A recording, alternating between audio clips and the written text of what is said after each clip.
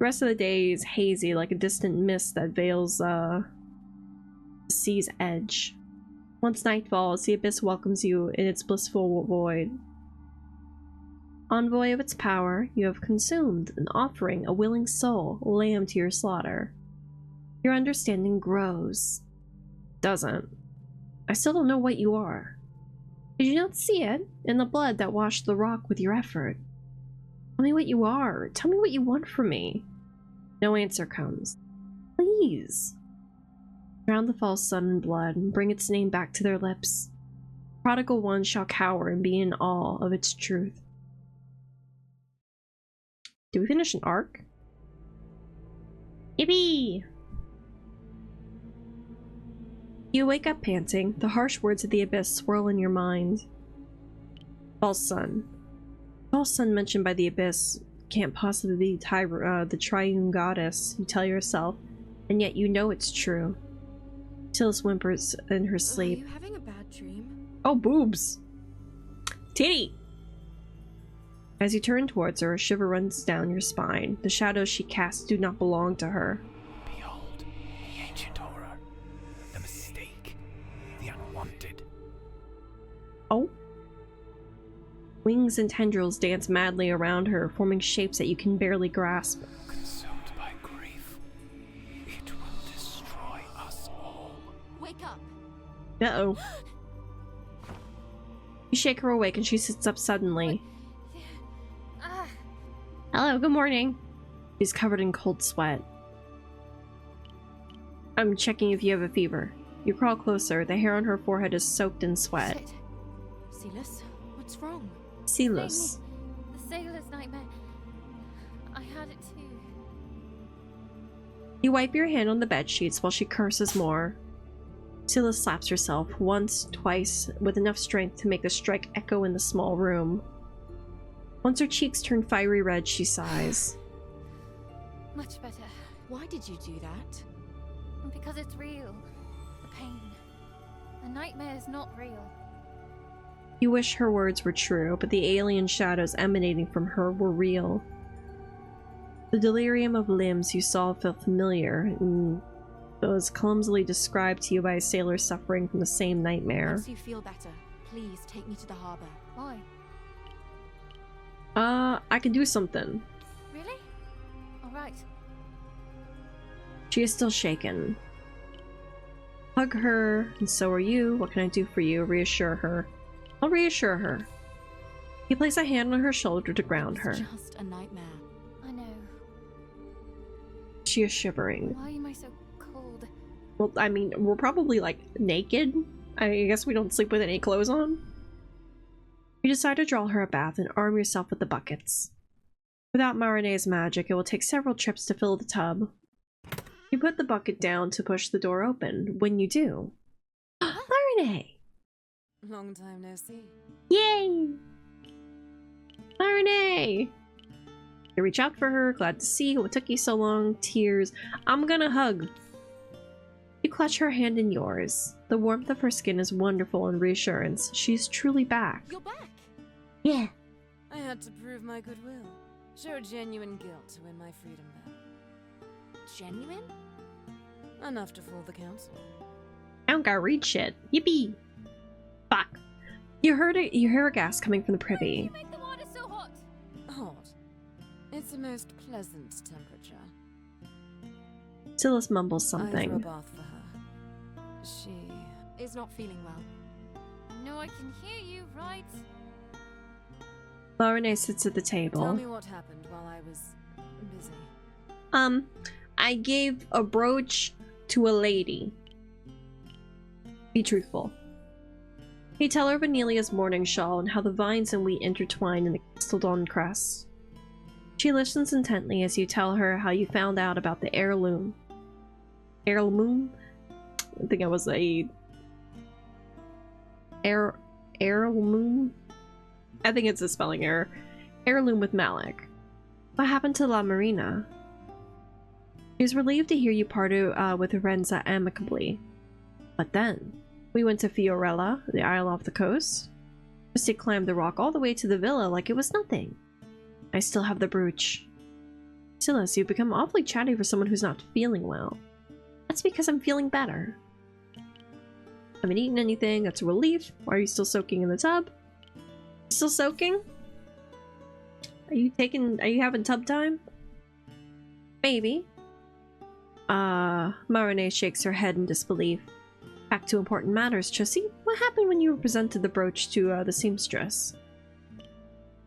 I'll let her know. She knows about me. The voice that belonged to her mother, the soul that was guiding me, gave itself to me. She accepts what you tell her, and like she knew all along. And you consumed it. Can you tell?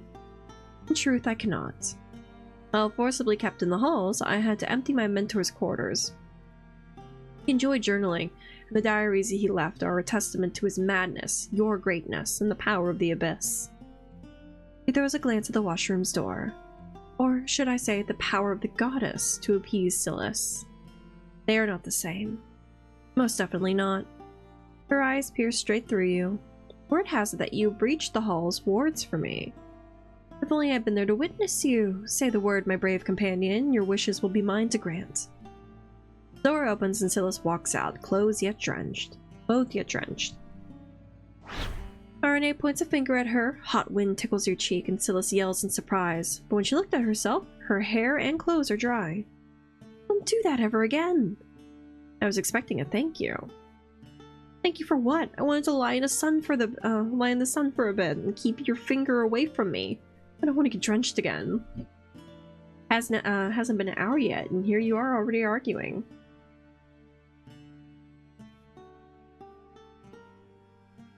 Oh my god, I'm so dehydrated!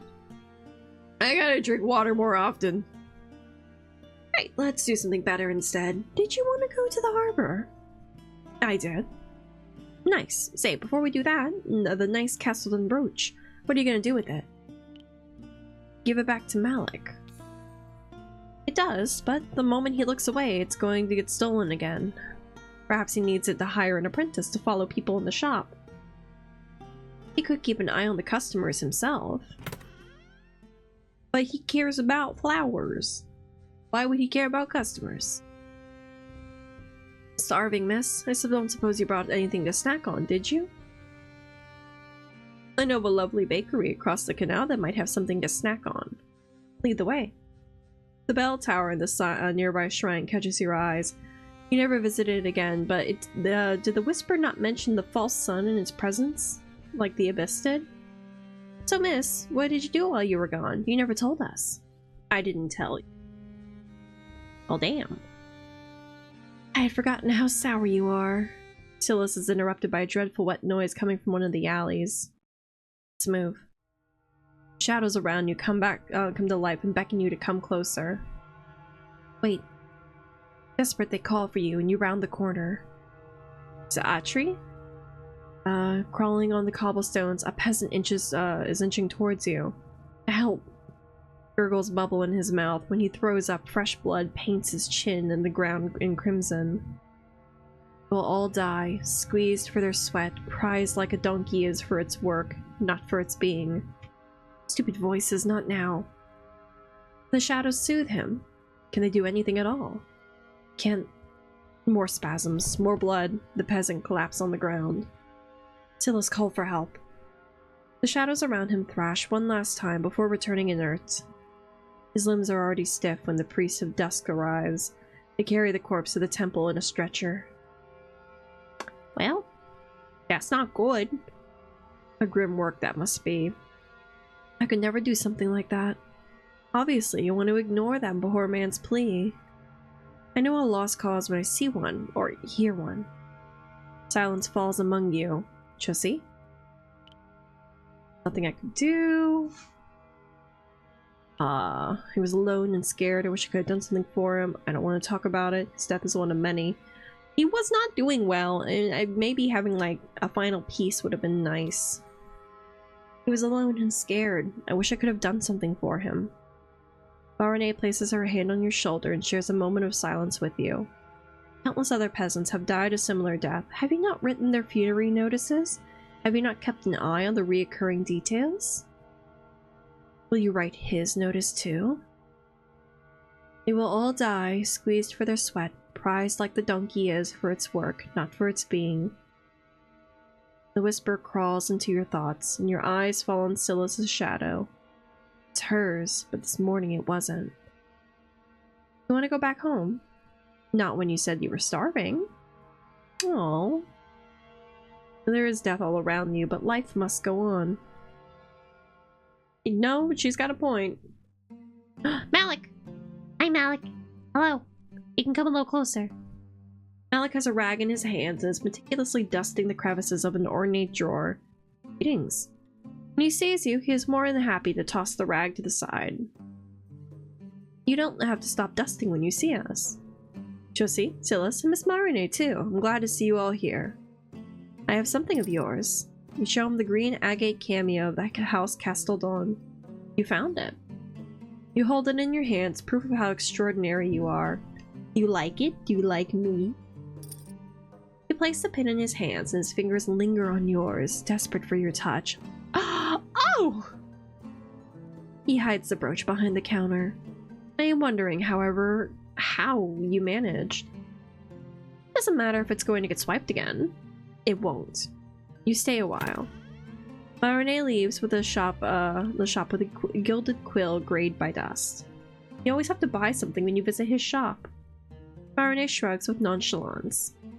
Now that the matter of the brooch is settled, you still have a harbor to visit.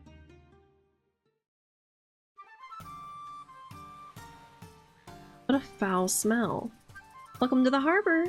Marine's nose wrinkles as she uselessly fans her face. The docks swell with people. Some play dice while waiting around, others repair nets or gut fish, but the vast majority form a swarm that hides most of the large vessel from sight. What's going on there? A foreign flag flies a half-mast. That Thean ship is... Cries in a language that you don't understand announce a resounding splash. Wooden creaks and the dragging of chains form a disastrous cacophony. The mast, only part of the vessel you can see directly, clearly, is swaying wildly. It is falling apart. I'm gonna watch. The shadows painted by the crowd over the docks reach out for them. You might not understand Thean, but you do understand them. Curiosity and a strange sense of vindication is what unites most of the people spectating the sinking. Why is nobody offering them assistance? Well, they're Theans. What the fuck is a Thean? As if that justifies watching the vessel sink without lifting a finger. I'm not saying it does. Want me to ask around what the deal is with the ship? She doesn't even wait for the confirmation, disappears into the crowd. Now, we're not going to tell Marine to help. She got put in baby jail. People aboard are not in danger. The fools are forced to save the goods before themselves are. Her nostrils flare, and there is nothing I can do. Phyllis runs back to you. Well, that was weird. I tried to ask what happened, but they gave me some bogus answer about angry sirens. How quaint. A small band of sailors runs over to the sinking ship, and you make way for them. The voice should guide you, like it spoke to you after seeing Silas's morph shadows, but it is silent as you roam the dockyard. Occasionally, something at the edge of your vision grabs your attention. There are several people whose shadows dance instead of mirroring their movements. You observe them from afar, but nothing else seems amiss. Are the whispers not supposed to tell you what to do? What's the guidance now that you need it? What did you need from here again? I don't know. And if we were to come back, I will prepare perfumed scarves. You hate the smell that much? Your search is fruitless, for now. Marine is not a fish girly. You decide to celebrate Marine's return with a visit from to the Rose. You're paying, right, Miss? Someone will have to. And that someone is you, right? Marine relents with an eye roll. The Rose is a familiar sight by now. In the corner, Alphion is lounging on the sofa with his lute. The notes of his song and the voices merge together in the back of your head, pleasant and buzzing. You hang your cloak and throw a glance at the mezzanine, blissfully empty. Time for the assorted roast. Silas marches to the counter with purpose, leaving you alone with Marine. Do you think she'll care about anything more pressing than her dinner? She does not hide her contempt. Nope. Yeah, honestly, no, and that's alright. Silas loves her food. Who am I to deny? I need someone like her in my life. Someone that reminds you of what mortals want and need. That reminds you of when it's time to eat. I'm honestly surprised you managed to appease his soul, despite Silas's constant harping about the most banal and mundane things. Don't be mean to Silas. She's endearing.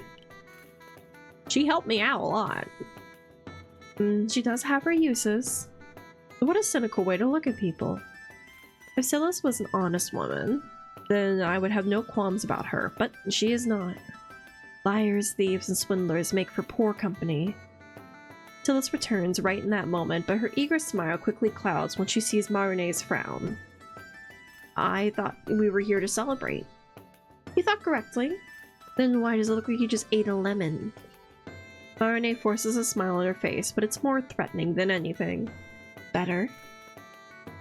I see Alpheon. I see my twink. Well, I guess he's not a twink, he's more of a twunk. Look at him. Look at that hot man in the corner. Give a little kiss. Tiny little kiss. She's the first to head to the mezzanine. After exchanging a glance with Silas, you follow her. From your vantage point, you have a full view of the stained glass windows that give the rose its name. The forced smile on Marine's face has turned into a frown. I have the hiccups. Once Silas's meeting was silence instead of a barb. You have the feeling that this celebration will be a repeat of the very first dinner you spent at the Rose with Marine and Silas. It's up to you to salvage it. Ooh. Hell yeah. I got an itchy leg. 1 second. Ah. I'm so glad we're back here all together. Could I ask a favor of you two? Why do you two dislike each other so much? Do you two remember our very first visit? I ask a favor. Ask a favor of you two. Would you make an attempt to tolerate each other for an evening? That's exactly what I'm trying to do. Same here. Really? Alpheon's song comes to an end, and the patrons below clap and politely ask for encores. I'm gonna wave to my man. Hi. Hello. Hi, hot man. You catch his attention and he waves back. A thought that doesn't belong to you gently slides into your mind. Things feel rather tense there. Oh? You didn't think that yourself, Alpheon, spoke to you mind to mind. Handy, huh? Ooh. He's in my brain. Don't look too deep. Want to join us? He stands up and bows to the audience. Thank you. You're all wonderful. I trust you'll still be here when I'm back. Hey! He heads for the door concealed next to the counter. When he returns, his jacket and loot are gone. The stairs creak, announcing his grand entrance. Why, hello there. Hi. Hello. What do you want? Oh, you know, I've been playing for hours, and I just saw my dear friend Chussie and thought, why not take a break to have a chat? Phyllis looks at you for confirmation before letting him scoot over next to you. Oh! Broad shoulders! Oh! Ha! No! I'm normal. I'm normal about this man's shoulders. Ha! He's so wide compared to me. Look at how wide he is. Ah, he dwarfs me. He's a sight for sore eyes, shaped after perfection like he is. Between that plunging neckline of his shirt and his strong jawline and his cascading hair, white like starlight and red like wine, your eyes don't know where to rest. I'm looking right at his titties. Your dear friend? Indeed! So what brings you all here? This is supposed to be a party. Wonderful. We're celebrating my victory, cause you know what I'm up to, buddy. He leans forward to look at Marine. May your past mistake not spoil your heart, miss. And as for you, Chussie. He winks at you, unable to say what he wants to without betraying his true nature to your companions. I know the perfect way to break the ice. A little story, if you wish. You do seem to enjoy the sound of your own voice. I love her. My dear, don't pretend you don't. Silas hides behind his frame to snicker. So, this story. Ah yes, forgive me for the lack of details, but I need to protect the identity of my mysterious protagonist. Picture this. A sovereign, a ruler, groomed to look over the city from the spires of the citadel and consider everything below a responsibility. Their hopes and dreams matter little in the face of a great burden on their shoulders, that of the entire city and its people. Marine steals a glance to you, but you're not sure if he's speaking of you or himself. I'm only staring at your titties, man. One day, the sovereign-to-be learns what it would be like, that it would be possible for them to lead a quiet life instead. That would, of course, mean forsaking the city and its people, leaving them to their fates instead of leading them. Oh. Am I gonna have to become a sovereign? Is that my fate? In exchange, their own dreams could be fulfilled, and the hope they feel would be their own. What fool this person would be to choose a quiet life instead of their grand destiny. Is it a destiny they chose, or one that was placed upon their shoulders like a yoke? That means that in the end, they choose a simple life. Perhaps it's not as easy a choice to make. It would mean forsaking every person that they ever held dear. So there's no good ending. This is much less of a story and more of a thought exercise. I'm curious what your answer would be, Chissy. I guess we save them from their fate? Embrace the destiny. We'll embrace your destiny. As for Alpheon. Sooner or later, the Sovereign will have to embrace what they were made for. He looks away. What would you pick, Minstrel? I am here to tell a story, not sway your opinion, but I have another tale that will prove illuminating. Humor me with your answers. Imagine, if you will, a thief that leaves coffers empty, but no souls harmed. Merchants weep whenever they hear of them, in fear and in awe. Silas seems to like this story more than the other already. All that money this dashing rogue steals ends up in the hands of the Lady of Dawn, who feeds the poor and the clothes the indigent. Indigent? Indigent? I don't know. Indigent. Words. You, my dear miss, see the face of the mysterious benefactor, learn of their less than legal exploits. Which you do? Neither of them speak first. Silas? She grins. I didn't see anything. What of the merchants that were robbed? She shrugs.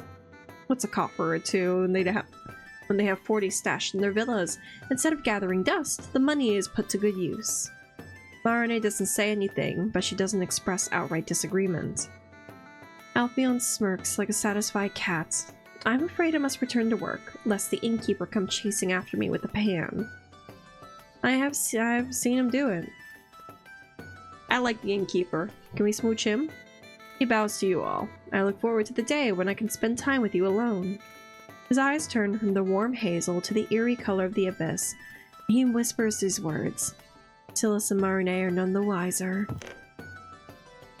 After he leaves, Marine makes an earnest effort to stay civil with Silas, and a feat she manages to accomplish up until the assorted roast arrives. Silas is too busy devouring it to pay attention to her, and after another round of drinks, the evening comes to an end. We're walking you to the halls, miss. Do I have a say in the matter? You do if you know the way. Her defeated silence tells you she doesn't. Yeah, we protect her. Once you drift among the sweet waves of slumber, the abyss rouses you to speak to you.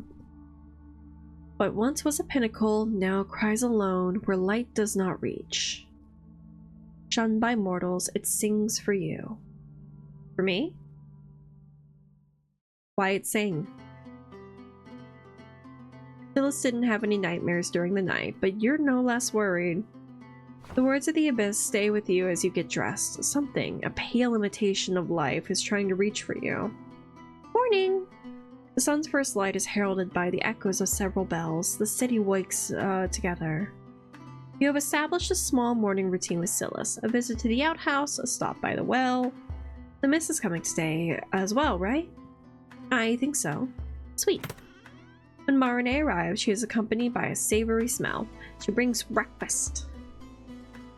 About little oranges?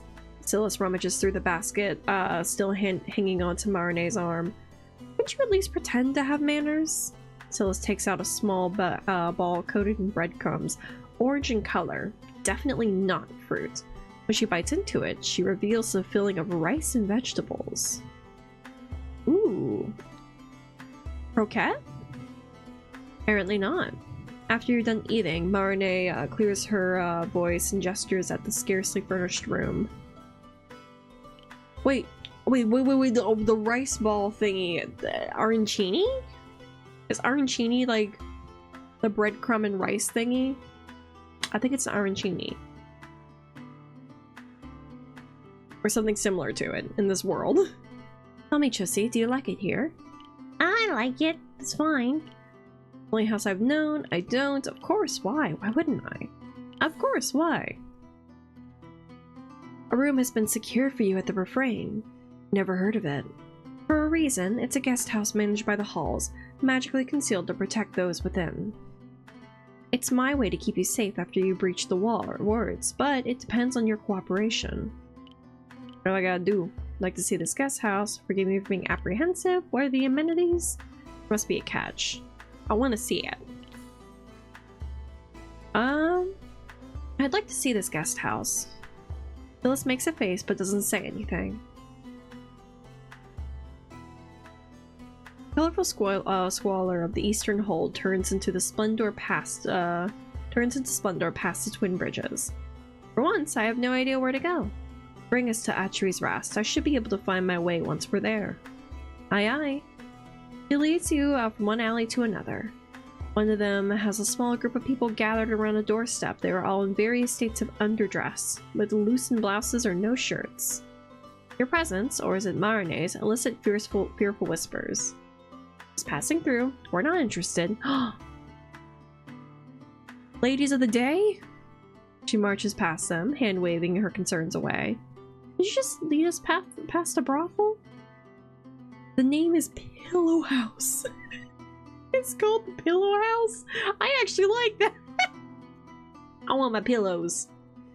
The name is Pillow House, and yes, it is the shortest way to... She makes a grand gesture to the square opening up before you, watched over by Atri's statue. Marine looks above her shoulder for a moment before searching the citadel in the distance. Follow me. It's a short walk from here. You said the Refrain is magically concealed. Indeed, you will not see it until I make it known to you. Ugh. The sun-drenched streets of Carolis are speckled with red geraniums and the late delicate blooms of orange trees. Marine approaches such a tree, but when you blink... What just happened? Oh, magic. Fuck yeah. The view shifted in front of your eyes, revealing a fenced courtyard and a foreign-looking palace. Exquisitely dark shadows hide under the arches, topped by the belfry without a bell. Welcome to the Refrain. Marine takes a heavy key from her belt and unlocks the gate. Was this place hiding under my nose all this time?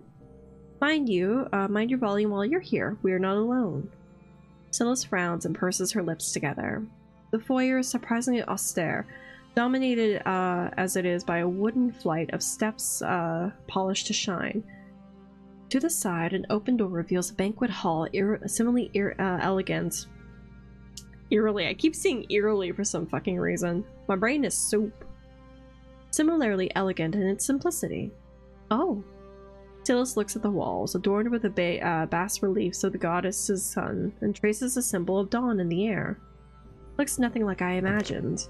The first floor is bathed in natural light. Rows of identical doors flank the carpeted hallway. It's this one. She pushes the door open and lets you catch the first glimpse. Ooh! I remember this room from the demo. The room prepared for you is small but does not feel cramped. The ornate divider hides the head of the bed from sight.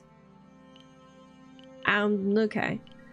Writing desk, nice scent, armoire. I want to know what's in the armoire. It's empty. I should remedy that. You know, it's not half bad. Dare I say it's nice, and it's fit for a miss. You want to come with Silas? What happened to the safe house? I agree, Silas comes with. She's free to visit, but I'm afraid the halls have no interest in protecting her. What? But they do in you. After you breach their wards, you understand why. She can live in the safe house for as long as she pleases. You're not kicking me out? I am not the witch you paint me to be. Marne approaches the painting hung by the bed and flips it. Behind it, a hole in the wall has a rope passing through and a small bell. What's that? Marne rings the bell. A moment later, the ropes begin to move. If I understood the mechanism correctly, this should bring boiled water and some herbs very soon. For a bath? Herb bath? So there's a mage stuck downstairs whose only job is to make drinks? Confirmation? Wait. Tea is made up of herbs. He brings the tea. He's our tea guy. To be frank, I do not know who prepares this. The echo of a small bell in the hollow of the well rings in the hollow of the wall. And the pulley system brings up a tray with 3 steaming cups of water and several bundles of herbs. My thought was this man brings buckets for water for a bathtub. And I'm like, ooh, herbal bath. Delicious. No, in soup. It's tea. It's not soup, it's tea. We're getting tea. God damn it. My brain gone. No think. How do they know we're 3 in here? Marne places the tray on the writing desk and puts the painting back into place. They can probably hear us from the hole.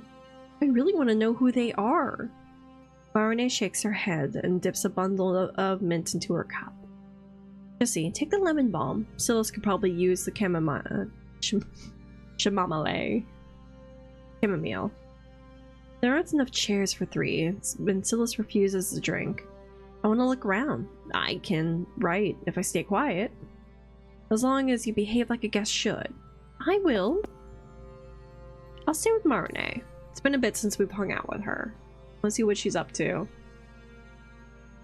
I hope you find— oh, what'd I miss? Brain with soup. The tisane is too warm to be consumed immediately, so you take some time to observe the room. Ah, okay. I hope you find it to your liking. I do. I'm glad to hear that. It's not as remote as the eastern hold, but the district is safer at night. The voice on the other side of the door catches your attention, as does Silas's cry. Marne rolls her eyes and opens the door. You recognize the man talking with Silas. He was the one that found you in the wheat field of the halls. Oh, is it the fucking that one guy, that dude, glasses man? Ascanio. It's unlike you to be late. Ascanio. That's his name. Late? Did I not tell you you were expected at the 11th hour? It's not even the 10th yet. Forgive me for being eager to learn more of the hall's best-kept secret. One I am sure you will keep. The threat in his voice is not veiled in the slightest, but that does not faze Marne. Miss, I am happy to answer your questions about your new accommodation. I like him. He's pretentious. He seems to be the Seneschal? Seneschal, keeper of the guest house? He did not even properly introduce himself. Why do the halls want to protect me? The existence of the Refrain is a secret. One I am putting in jeopardy by allowing you to stay. I trust you will be discreet about it. I will attempt something. I don't know if it's going to be the right decision. No, ask the real question. Who else has a room here? You ask. Who's heating the water for the tisane? Am I the only guess at the moment? Who's heating the water? Who's heating the water for the tisane? He looks at you blankly. Servants. Who else? We do have servants. He bows curtly. I should show you around. Follow me. Okie dokie. The interior of the Refrain isn't as big as the outside would suggest. Ascanio shows you where you can find the washroom and privy, and walks you downstairs to list the simple menu offered in the dining hall. I will return to my study. Try and maintain a modicum of decorum while you are in the shared areas. No. His study is the opposite end of the banquet hall. As soon as the door is closed, Silas puffs out air. Does everyone in the halls treat a conversation like a fight they need to win? Yes. Not everyone. Lasanio, a friend of yours, Marine. What does he do? What will he do? I believe his interest lies in the way alchemy manipulates the ether. And what does that mean? Ask him yourself if you're so eager to know. I had a hiccup. Help! I can't stop hiccuping. Ah! Marine hands you the key to your room. I'm afraid I must take my leave as well. How come? With the solstice coming, the council meets more often, and I'll see you tomorrow outside the gates. He curtsies and leaves. What does the souls have to do with the council? The halls are involved in the festival, and that's all I know. Silas looks around the foyer. I still find this place strange, but it's really nice. Aren't you relieved about seeing less of me? Will you be lonely? Will you be lonely? Will you miss me? Oh, a bit, but now I can steal your mattress, and I have double the bed. Besides, I'll visit every day and make sure you're alive and whatnot, and bring you breakfast, maybe. Oh, the miss forgot about the tisanes. They're probably cold by now. Wanna go back upstairs, or... I think I'll go to the temple. Your search of the harbor was fruitless without the voice to guide you. You need some kind of direction. You found it at the temple. Now the ancient horror isn't the only plague of Carolis. How many peasants are falling to the blood death? Enough that someone should give it a proper name. Let me come with you. Yeah. You have been reading for the temple for some hours. Silas is long gone, and people trickle in, asking for your services at a slower pace. One such person is a stocky man with a downturned mouth. Hi, sad man. When he sees you, his eyes grow large and scared. He crushes the roll of parchment in his hands. Miss Trissy, you're... He bolts away before finishing his sentence, possessed by an unholy terror at your sight. Uh-oh! Uh-oh! Hold on, get back here. Your command echoes in the temple, but does not reach him. A few of the priests glare at you, and you raise your hands in apology. The man was the first to recognize you. He was afraid. Oh! He knows my body! Okay. Who was I? He did call you Miss, coupled with the clothes that were left for you. It does paint a picture, one too vague for your liking. Is everything alright? Brother Mattia approaches your counter with the bowl in hand. The fragrant and savory smell of fried fennel flowers tickles your nose. You've been here for hours. You should eat something. He places the bowl on the counter and nudges it in your direction. Thank you. The salt-sprinkled flowers are crunchy and delicious. Brother Mattia leans over the counter with a smile. This could be the perfect chance to learn more about the goddess. Question about the ladies? Or, I wonder, can you give me notes? This is a question he does not like. Someone mentioned it in passing on the streets. It made me curious. The triune goddesses not without detractors. That is the name of the non-believers used to refer to her. You were right. The false sun is the goddess. The abyss wants you to destroy her. Oh. Time to make a new religion, motherfuckers. You remember the favor I asked of you? Of course. You showed him a list that you keep in the drawer, one that tracks all the funerary notices that you're asked to write. Here you are. He gives it a quick read. They all come from the land of House Rizzo. Oh. Did they get the Riz? I hate that I had to say that, and I regret who I am and what I've become. I'm embarrassing. I'm sorry. He folds the list and hides it in his robe. I think I know who to ask for assistance. Thank you again for your service, Chussie, and don't let the food get cold. You take another fennel flower, just in time for an old couple to approach you. Death. You read and write so much of death. The occasional love message is welcome, and so are celebrations of births and weddings. Then, a familiar face graces you. Hello again, miss. It's a sailor with the same nightmares as Silas. How are you doing? He grimaces and slides a letter over the counter. I'll feel much better once I know what this says. My dearest Querent, it is with a heavy heart that I give you this grievous news. His eyes turn wide and unblinking. Water overflows in you. A sailor, perhaps? Your route spells doom unless you root yourself in the water's enemy. Oh, he gonna drown. You frown. For 1 gold piece. Sir, this is a scam. No, keep reading. This Lady of Dreams wants to be paid to rebalance your humors. She can do that.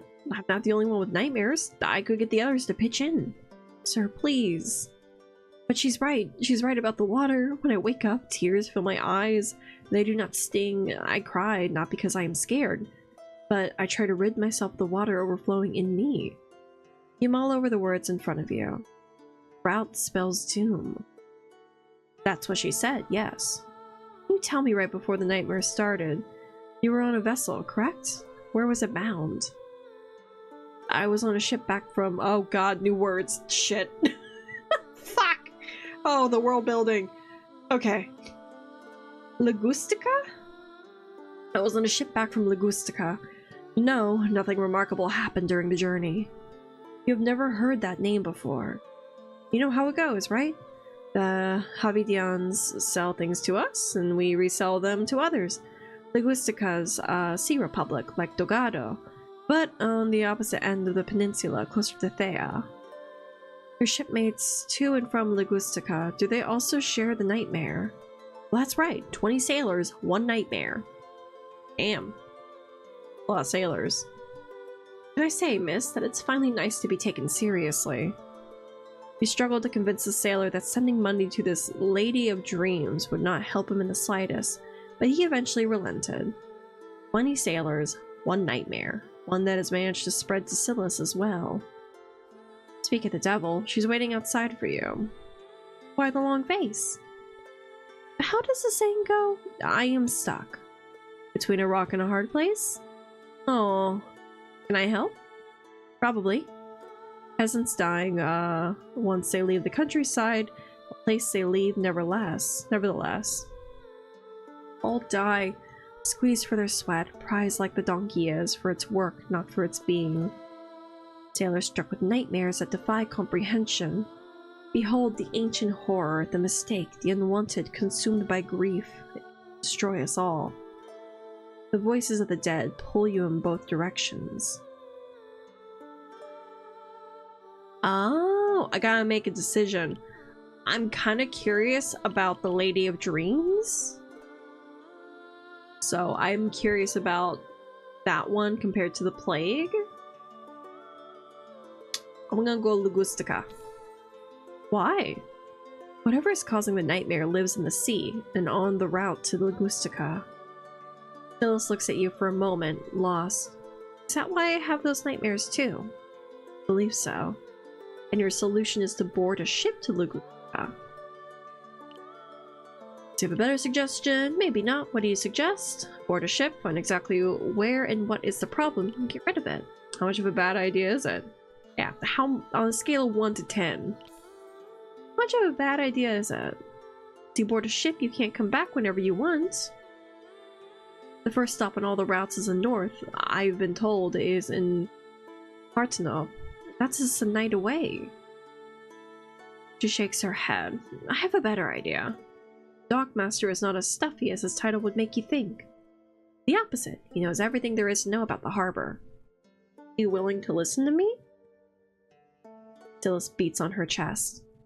I guarantee it. Wait, did you say that the cause of the nightmares is at the bottom of the sea? If Dawn save us all, it's a siren. Am I gonna make out with a mermaid? Didn't the sailors teach you what to do if you ever met one? What do you know about sirens? Tell me about them. Not much. They're old sailors' tales, but if you say they're real... She sucks in a deep breath. Do you remember that Thean ship that was falling apart? Do you think... It's possible the siren could have destroyed it. That would mean it does come up to the surface. Scylla shudders. Another good reason to never step foot on one of those traps. Can I ask why do you want to help so badly? Someone has to. Don't question it. Phyllis tries to conceal her smile. I had a hiccup. Someone needs to keep you alive, so I guess I'll come with you. I appreciate it. She elbows your side with a grin. Do you need to— wait, you have the refrain now. You can still escort me if you want. I'd like that. The streets coil around the hills Carolise was built on, sloping towards the sea. Do you have any plans for the festival? The Solstice Festival, right? She nods enthusiastically. It's in a fortnight or so. Alright, we got 2 weeks. I know how long a fortnight is. The halls will summon this big ball of fire in the sky, and so that day can last through the night. That's the everlasting prime. How long does the festival last? 5 whole days. It's a great excuse to dance and drink. It's also the time of year when the council decides if any merchants get to become nobles, so the bigwigs try to impress everybody with free stuff. I like free. Pinches her blouse. I got this beauty a couple years ago from a festival. You reach the gate to the refrain, visible to you two, but not to everybody around you. Enjoy the new room, and don't get turned into a frog. Croak. Ribbit, ribbit. Her cheeks puff with laughter. You bid her farewell and watch her saunter off. Ribbit. When you pass through the gates, the shadows all around you reverberate for a brief moment. That must be the magical ward that guards the refrain from the eyes of the populace. Your stomach twists when your eyes fall upon the sunburst engraved in the foyer. A sudden, uncomfortable feeling in your chest makes you tense like a bowstring. Hi, what is causing this? You avert your eyes to the blooming sun on the walls and reach your room. Tissane's Marinette maid are still there, amber-colored and cold. You lock the door and take a moment to soak it all in. I mean, if I find it unsettling, I'm not gonna have a great time, so I'm just gonna say it's comforting. You're alone for the first time in a long time. Something slips away from you. The need to listen, to talk, to engage. In this little space, you're allowed to simply be. You take a small tinderbox on the desk and light the lone candle. Quiet is conducive to thought. I can read. Herbal drink, hypnotically flames, books. A leather-bound journal lies atop a small pile. The pages rustle like leaves, and you wonder if they're meant for you. The other 2 volumes are a lean tome titled The Art of Poetry and a collection of tales from foreign countries. You open the latter to see Valerico Vanni's familiar name in the preface. This must be one of the works he has translated. Oh? Who is it? You receive no answer. A sealed envelope slides into the room from under the door. I'm not gonna open the door. The wax seal of the letter glints like the stars in the sky and is shaped with an ornate M. When you turn the envelope, a message appears on the back. My dearest Chussie, as the sun sets, I long for company and my heart aches for you. Open the envelope to accept my invitation. Yours, M. Curious, you break the seal. Marinette! Blue smoke clouds your vision and fills your nostrils with a sweet scent. You can almost call the shadows to your aid when... You made it. Hello. Marinette is waiting for you by an impossibly still pool filled with I starlight. knew it would work. Are we in the halls? Veils flutter in the air between the columns of white marble that seems to gleam like the stars behind them. There are no candles lighting the space, and you can see her clearly. No breeze caresses her cheek, yet the veils still dance. Welcome to my quarters. Okay, why am I living in squalor compared to you? Holy shit. In the distance, on the horizon, the great fire scorches the sky and tinges it with hues. It's beautiful. Why, thank you. Yeah. She approaches one of the sofas, a brass marble lined with plush velvets. Take a seat. Okay. Oh, hello, CG. This is so pretty. Oh my god. When you do, your reflection greets you in a mirror right in front of you. There isn't a, it wasn't there a second ago. Neither was the beautiful comb lying next to you.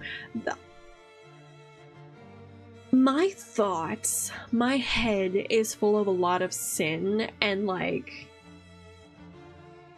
floor-length mirror, like floor to quote-unquote ceiling. I guess a very tall mirror and like a couch post in front of it, like the cuck mirror.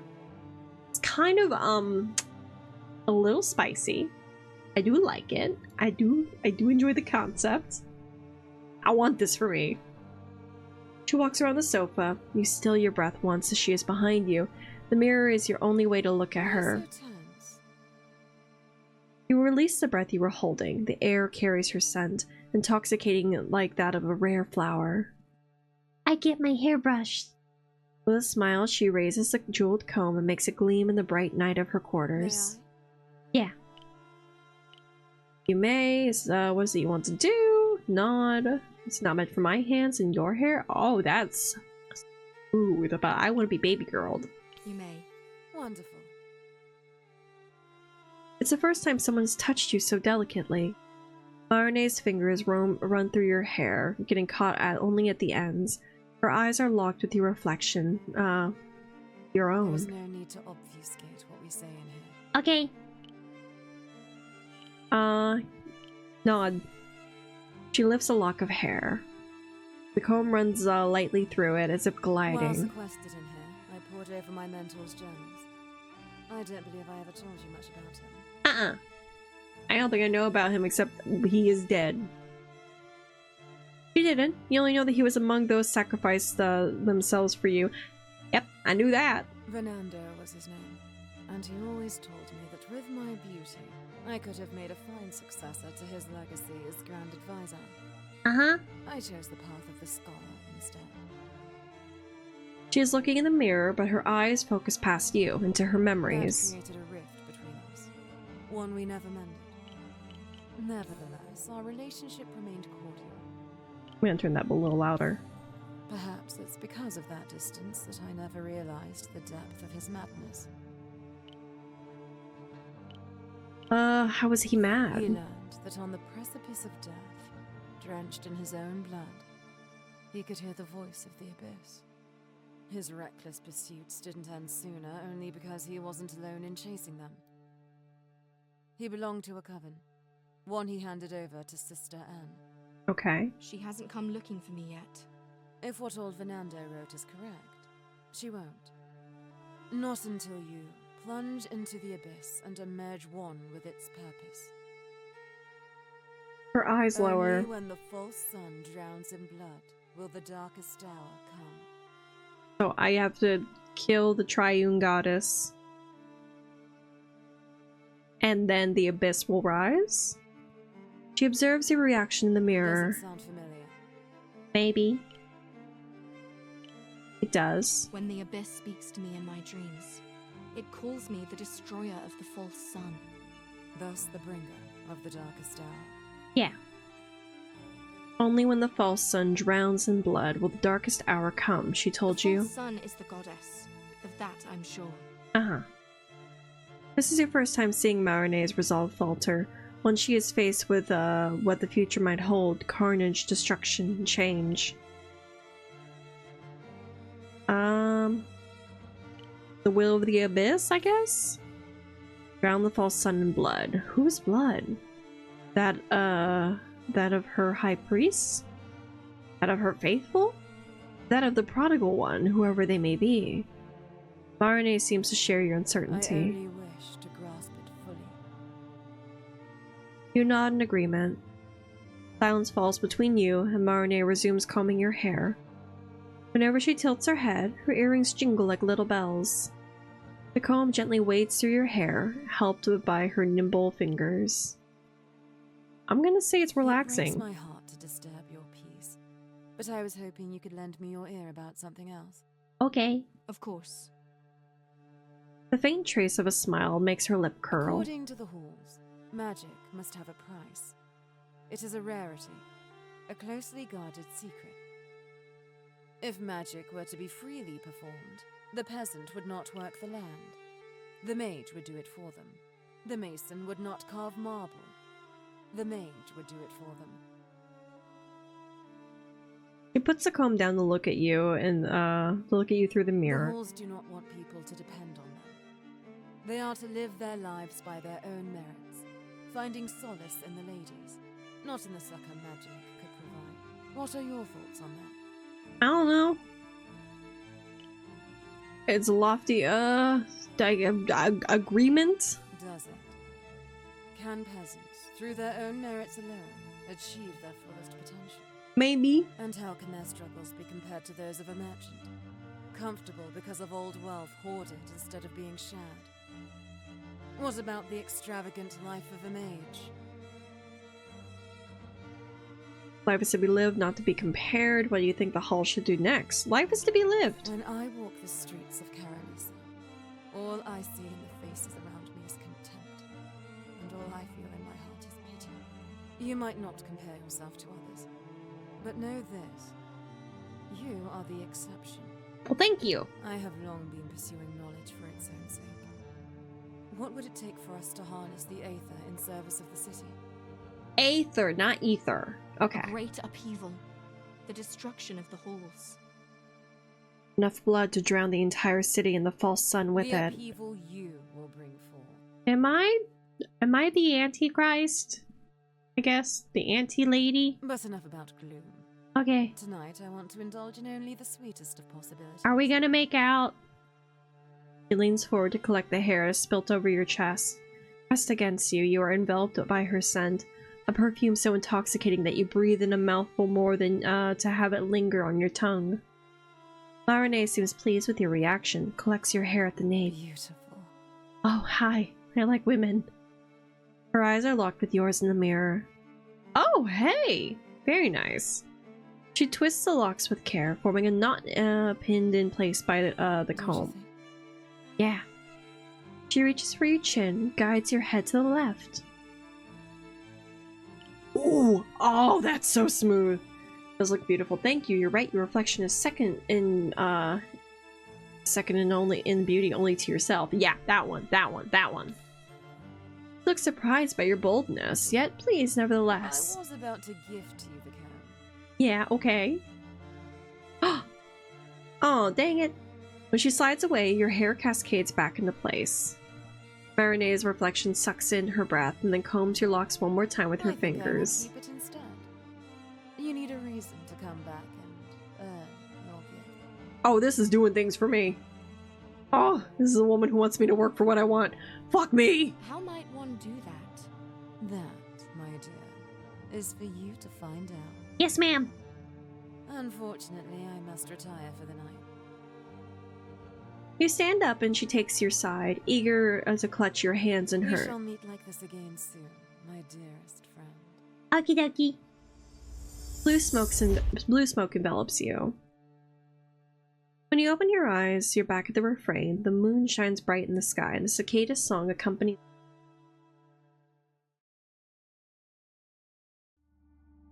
Night, the darkness of your dreams splits to reveal the voice of the abyss. The light of the prodigal one taints the abyss, displeases it. May your darkest hour flood radiance with blood and bring forth the reckoning. Who is the prodigal one? Once you bring its name back to their lips, the prodigal one shall cower and be in awe of its truth.